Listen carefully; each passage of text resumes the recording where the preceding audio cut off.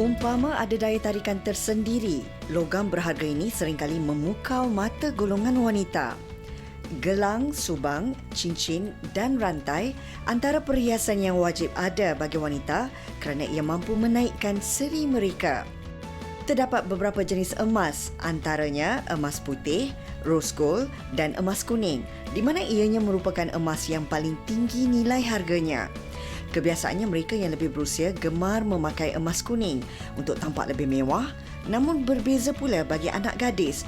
Cita rasa mereka lebih cenderung pada emas putih kerana nampak lebih anggun dan manis. Selain itu, emas bukan hanya sekadar perhiasan diri, malah sejak berkurun lamanya, emas seringkali dijadikan sebagai satu bentuk pelaburan. Membeli emas tidak dianggap satu pembaziran, sebaliknya satu pelaburan jangka panjang. Kesedaran tentang aset yang tidak terjejas nilainya ini, terutama ketika dunia berdepan dengan ancaman COVID-19, telah mempengaruhi orang ramai membeli emas. Rekaan yang cantik dan pembuatan yang berkualiti tinggi membuatkan hati kaum hawa tidak ketinggalan untuk menyambar setiap koleksi yang dikeluarkan. Baru-baru ini, nama dan rekaan barang kemas yang unik dan telah menjadi satu fenomena, antaranya ialah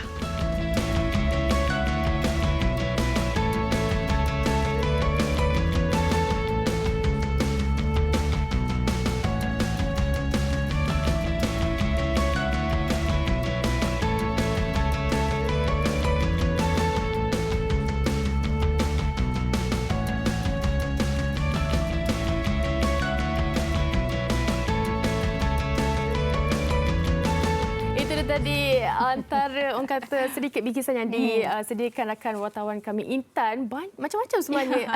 Kalau ada lapar bola kita takraw. tengok apa yang kita beli. Konsep dia mengikut pada design tu satu emas tu sebenarnya disediakan. Saya tertarik ada latuk, design latuk pun ada. Itu yang paling in lah sekarang ni. Kreatif ya. Okey, apa pun kita bersama dengan dua tetamu kita di studio iaitu Ramona Zamzam. Selamat datang. Ramona, sihat. Alhamdulillah sihat. Anggun dan manis seperti yang dikatakan dalam laporan tadi, berpakaian emas minimal saya lihat. Minimal.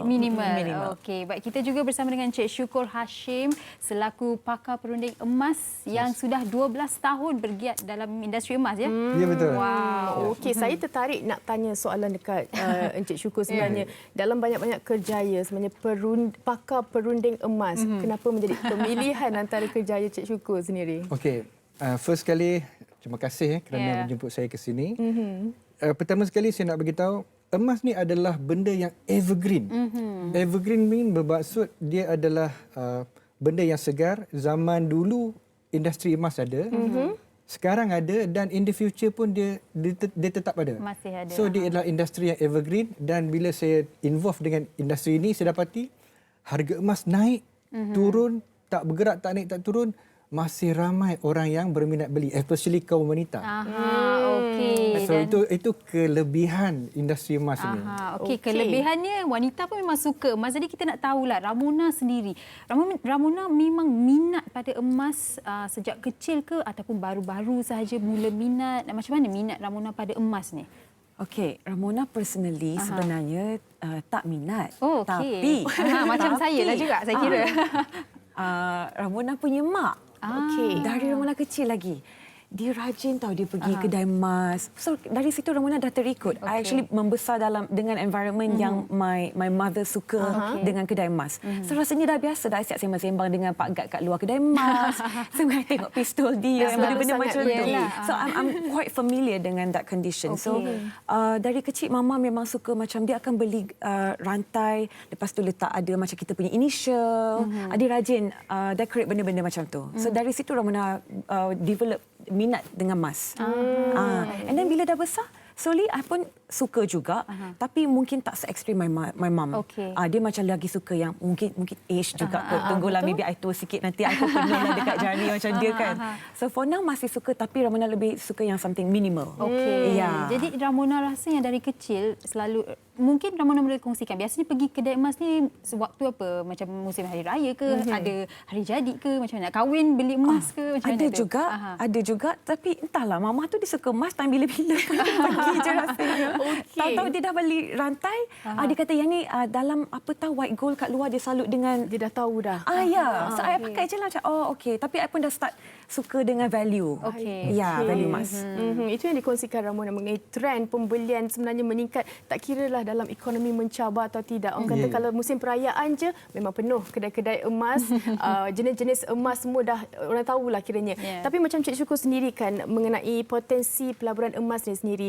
Apa sebenarnya yang dikaitkan dengan potensi pelaburan emas ini? Okey, first kali saya nak beritahu tadi Ramona cerita pasal mak dia. Saya pun ada kisah dengan mak saya. Cuma sebab saya lelaki, saya tak boleh pakai emas. Betul. Jadi bila saya nak involve dengan industri emas ini, saya cakap dekat mak, saya nak involve dalam gold. Kemudian saya tanya mak, what is your opinion? Pendapat mak. Mak saya kata bagus. Sangat bagus. Kemudian saya tanya mak saya, kenapa bagus? Kemudian mak saya cakap, Syukur, you tahu tak, dulu masa mak muda-muda dulu mak beli emas segram RM30 je. Segram RM30 zaman mak saya. Kemudian bila datang zaman saya sekarang ni, in fact last week harga emas dah cecah RM300. Betul. So zaman mak saya RM30, zaman saya sekarang RM300. So zaman anak saya nanti mungkin 500 satu gram. Jadi dari segi potensi dia, kita dapat lihat long term, jangka masa yang panjang, emas ni dia akan naik. Dia memang mesti naik. Berbaloi. Sangat berbaloi. In fact, walaupun ada tahun harga emas boleh jatuh setahun, 2 tahun. Tapi normally kita akan simpan emas untuk jangka masa yang panjang. Kemudian tambah pula kaum wanita ni, dia biasanya bila dia beli barang kemas ni, dia is not for 1 year, 2 years. Sometimes forever. Jadi emas suka nak simpan. Yes. Jadi emas dengan kaum wanita ni dia sangat dekat. Ya, betul. Dan kalau dia perasan, Fatin, kalau Fatin beli barang kemas, kalau pakai seronok-seronok pakai, tiba-tiba bila 2-3 tahun kemudian pergi kedai emas pula, tertanya dekat kedai emas, berapa harga sekarang? So kedai emas cakap, sekarang ni 300. Fatin akan terkejut. Fatin cakap, dulu I beli 190 je. Betul. So indirectly, banyak kaum wanita dia beli emas bukan untuk pelaburan tapi untuk nampak cantik. Tapi bila dia terdatang ke kedai emas 2 tahun 3 tahun lepas tu, dia tahu harga emas naik, dia terkejut. Jadi namanya terkejut tapi untung. Itu kelebihan. Jadi walaupun dalam jangka masa panjang, walaupun harga emas tu turun naik, berpotensi turun naik, kita tahu kan setiap tahun. Tapi kalau dia turun pun kita masih untung. Itu kelebihan emas saya kira. Betul. Ya? Kenapa kita kata untung? Kalau nak beli emas, orang nak beli waktu harga turun ke waktu harga naik? Kita beli masa turun lah. Jadi bila harga turun, walaupun harga dia naik turun, tapi bila turun waktu itulah orang ramai beli. Di situlah dia akan untung bila harga dia start naik balik. Okey. Jadi kita nak tanya Ramona sendiri kan. Ramona kata tadi mak Ramona yang selalunya membeli emas. Tapi Ramona sendiri pernah tak setakat ni membeli emas untuk diri sendiri daripada mak belikan? Pernah. Okey, macam mana pembelian tu bila Ramona pergi pemilihan emas tu, ataupun pilih ikut style ataupun pilih ikut apa yang mempunyai nilai yang lebih? Sebab saya difahamkan kalau kita beli emas yang ada batu ataupun yang ekstra-ekstra kat situ tak mempunyai nilai yang banyak. Kalau Ramona sendiri, macam mana pemilihan? Dari segi batu tu betul kan, Cik Syukur? Betul. Kalau nak beli emas ni, bila nak jual balik, batu tu dia tak kira. Yalah tu, betul. Set aside. Okey. Rasanya Mak Ramona pun ada bagi tahu information ni. Ramona tak ingat about few years ago kot. Yang macam sendiri terdetik hati sebab nak pergi. Rasanya time-time nak kahwin kot. Kita minat rasa macam ada interest nak beli kan. So Ramona pun pergi tapi dengan bantuan mak juga. Jadi dia pun akan bagi tahu okey yang ni, lepas tu dia suruh check tengok berapa nombor benda-benda macam tu. So with her guidance. Tapi Ramona terus terang cakap Ramona pilih tengok design. Sebab memang itu yang dari apa yang Ramona macam nampak and minat and ini cantik. Ada yang macam mama nak pilih tapi Ramona rasa design dia macam orang tua kadang-kadang sikit. cantik sangat. Tak in trend lah. Ya. So I think it's the age juga. Tapi kalau Ramona personally Ramona tengok design. Tapi di-guide oleh mak Ramona dan dibagi tahulah macam yang Cik Syukur cakap tadi. Ada yang ekstra-ekstra tu nanti tak adanya, dia orang pun dah tak beli dah masa tu. Macam Ramona kongsikan mengenai desain dan pemilihan. Tapi pelaburan itu sendiri sebenarnya ramai tak yang orang aware mengenai hasil lepas melabur tu sendiri, Cik Syukur? Macam mana kalau orang nak kata dari segi kepercayaan atau jaminan sesuatu kedai emas tu sendiri untuk menjamin pelaburan tu betul-betul tak kena tipu? Okey, baik. So saya nak bagi tips supaya tak kena tipu. Sekarang ni bila trend harga emas naik, dia dah jadi satu fenomena gila emas. Betul. Kan? Betul. Tambah pula PKP tak boleh keluar sekali dah bila boleh bila ada duit moratorium dan juga iLestari, kedai emas punya sale sangat banyak. Jadi saya nak bagi satu tips. Okey. Sekarang ni kita dah terdedah dengan pembelian secara online. Jadi bagi saya tips yang pertama, nak beli mesti beli dekat reputable seller. Okey. Jadi kalau kita nak beli online pun mesti dengan seller yang kita tahu dia ada nama, dia ada branding. Jangan beli dekat seller individu tiba-tiba dia letak harga murah. So kita tidak ada sebarang jaminan kalau individu seller. Mungkin dia punya emas tu emas lelong yang dia menang tender, lepas tu dia cuci, dia jual balik.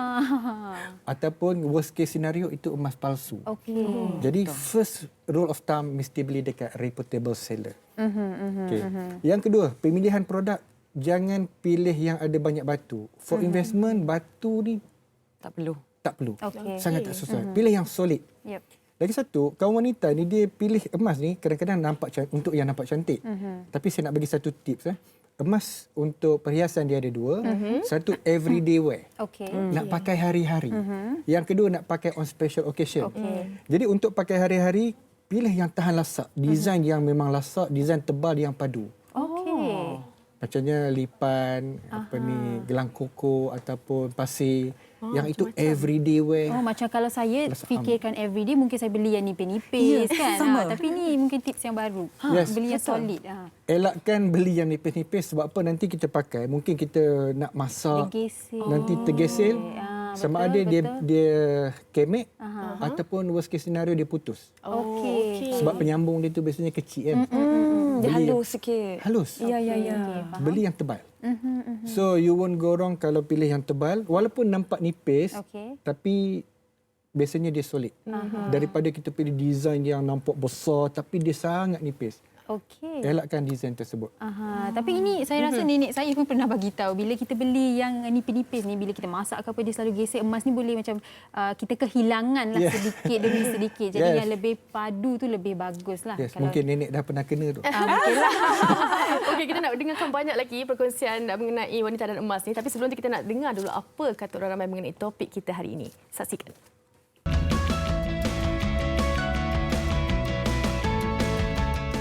Kalau wanita yang tak suka emas tu bukan wanita kan. Of course, saya sangat-sangat suka perhiasan, barang kemas especially. Saya suka design yang traditional a bit, yang evergreen, macam example sawo lama tapi yang padat. Sebab dia boleh pakai hari-hari. Saya suka yang simple, modern sikit. Tapi tengoklah kadang-kadang it's fashion kan, it changes. Kadang-kadang kita suka yang berkerawang. Dia membesar dari mak saya memang suka sangat barang kemas. Lepas dah berhijab, so saya tukar ke bangle atau bracelet lah. Rasa semua perempuan pun suka. Tapi dari segi, if you think long term, dari segi barang kemas, emas, that's a good investment. So, dia ada macam different pemikiran lah dekat barang kemas ni. Tapi I think every girl's love. Macam the famous saying, diamonds are a girl's best friend kan. So yeah. Of course, saya suka.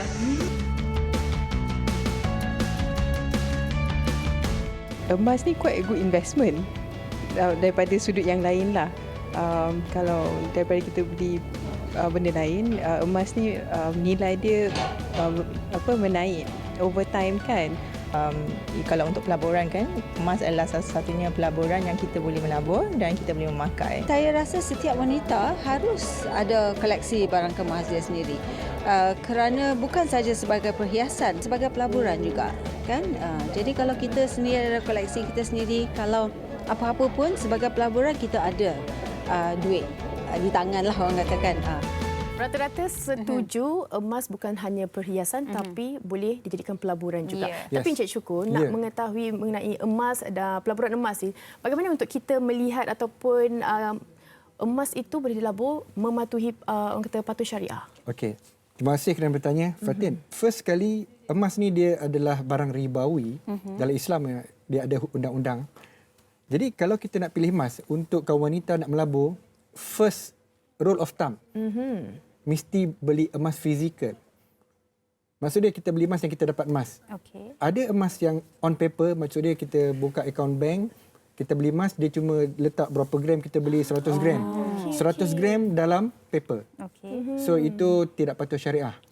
Bila sebut 100 gram, sepatutnya dia dapat yang macam 4 segi tu. Okey, mungkin yang mana satu? Yang ini. Yang itu. Okey. Ya, boleh pegang. Okey, boleh pegang ya. Tak boleh bawa balik lah.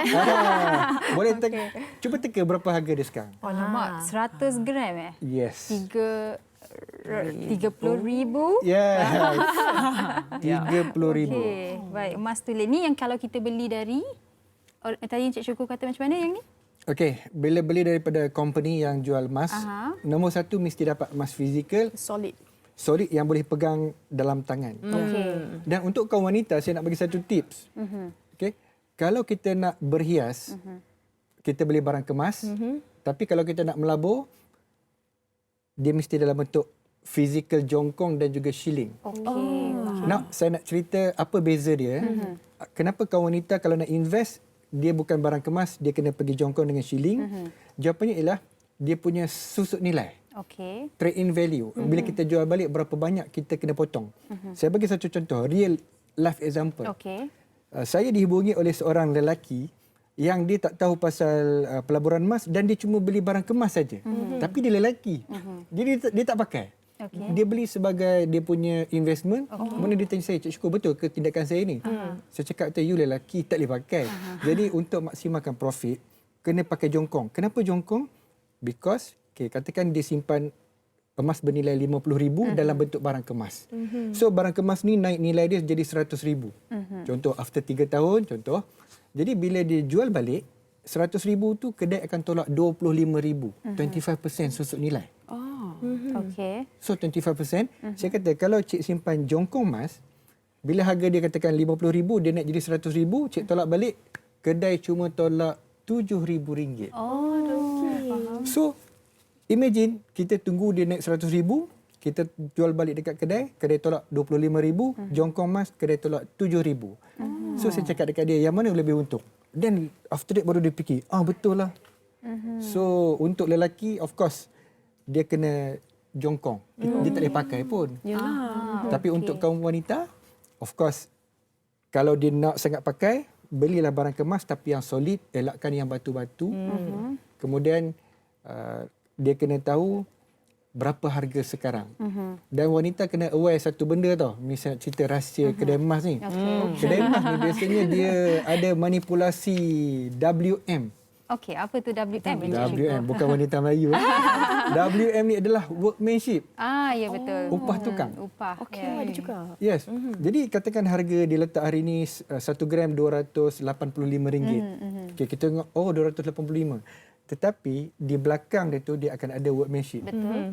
Jadi workmanship ni dia akan add. Sebenarnya dia akan cakap design ni complicated. So workmanship dia mahal 300, 500. Jadi sebenarnya tips dia adalah kita campur harga emas campur dengan workmanship. Okey. So kita dapat total harga per gram. Jadi daripada situ make sure workmanship tu pilih yang paling rendah. Sebab bila wanita jual balik emas tu di kedai emas, workmanship ni dia tak kira langsung. Faham. Let's say kita bayar 500 untuk upah tukang. Ya, betul. Bila kita jual balik upah tukang dia tak kira. Yang 500 kita bayar tu burn lah. Okey, faham. Jongkong emas dia tidak ada upah tukang yang workmanship ni. Dia normally dia very minimal. Okey. So bila kita jual dia punya profit tu lebih maksimum. Jadi untuk kaum wanita tipsnya adalah nak invest mesti pergi dekat jongkong emas ataupun shilling emas. Barulah wanita dapat untung maksimum. Okey. Semua orang dekat sini, wow. Tadi sesuatu yang baru. Ya, tadi Encik Syukur cari siapalah yang pakai emas kat sini. Tak ada. Ramona seorang saja adalah sedikit. Tapi Ramona sendiri pernah tak terfikir untuk melabur dalam emas ni ataupun ada apa-apa perancangan untuk melabur membeli emas? Lepas apa yang dikongsikan Cik Syukur? Ataupun sebelum berjumpa dengan Encik Syukur sebenarnya? Sebelum berjumpa dengan Encik Syukur pun sebenarnya memang ada perancangan tu. Sebab sebenarnya itulah macam Encik Syukur cakap tadi lepas masa PKP, ada dalam seorang dua kawan kot yang dah mula get involved dengan pelaburan emas. So adalah di WhatsApp, Ramona kalau ada nak ni bagi tahu kat I. Okey. Tapi rasanya Ramona pun macam busy sangat jadual, tak terfikir pasal benda tu. Tapi memandangkan hari ni Ramona datang sini macam dapat lebih banyak information yang jadi macam ni, insya-Allah I will do something. Dah dapat orang kata inspirasi, dapat betul. motivation, dapat sedikit pendekatan yang lebih orang kata luas lah mengenai pelaburan dalam emas ni. Tapi nak tahu juga Encik Syukur, kenapa musim PKP ini telah menjadi, walaupun harga emas semakin naik, kenapa kebanyakan orang tiba-tiba tertarik untuk membeli emas sewaktu musim PKP ini? Okey, saya dapati dia ada dua faktor utama. Yang pertama, bila trend harga emas menaik, of course orang panik. Kalau tak beli sekarang nanti harga dia naik lagi banyak, lagi banyak. And it's proven memang harga emas sekarang Semakin meningkat makin naik. Sehingga dia lepas harga 300. 300 segram ni is very, aku kata apa, memang agak tak mahal. boleh accept lah macam Tak tu. boleh, Tetapi PKP juga menyebabkan kita ada moratorium. 6 bulan tak bayar loan. Kemudian kita ada duit lebih. Kemudian kita boleh apply KWSP, iLestari. Dapat pula duit 500 sebulan. Jadi kebanyakan daripada orang ni bila dia ada duit, ada dua pemikiran. Yang pertama, okey boleh spend. Yang kedua, tak nak spend, nak simpan aset. So yang kedua ni dia lebih kuat lagi. Because COVID-19 ni dia menyebabkan orang fikir risiko. Kalau hilang kerja macam mana? Hilang pendapatan macam mana? Macam mana nak survive? Beli emas. Jadi in case anything happen, emas ni saya nak bagi tahu, emas boleh membantu. Macam mana emas boleh membantu? Sama ada kita jual dia pada harga semasa, kita dapat profit, ataupun kita just pergi letak di RANU, Pajak Gadai Islam, kita boleh pinjam sehingga 80% daripada nilai semasa emas. I give you one real example. Katakan mak saya beli rantai harga RM30 segram. Tapi bila dia pergi gadai hari ni, bukannya dia dapat nilai RM30, dia dapat nilai 300. Dia bagi pinjaman 80% daripada nilai 300. Jadi mak saya akan, dia cakap, oh syukur dulu beli murah sekarang dapat pinjam mahal, suntung. Okey, baik. Betul. Okey, sebenarnya banyak kita nak dengar lagi, semua macam dah betul-betul tumpukan dari apa yang Encik Syukur kongsikan. Tapi kita nak berehat seketika, kembali lagi kita nak tahu banyak lagi berkenaan wanita dan emas.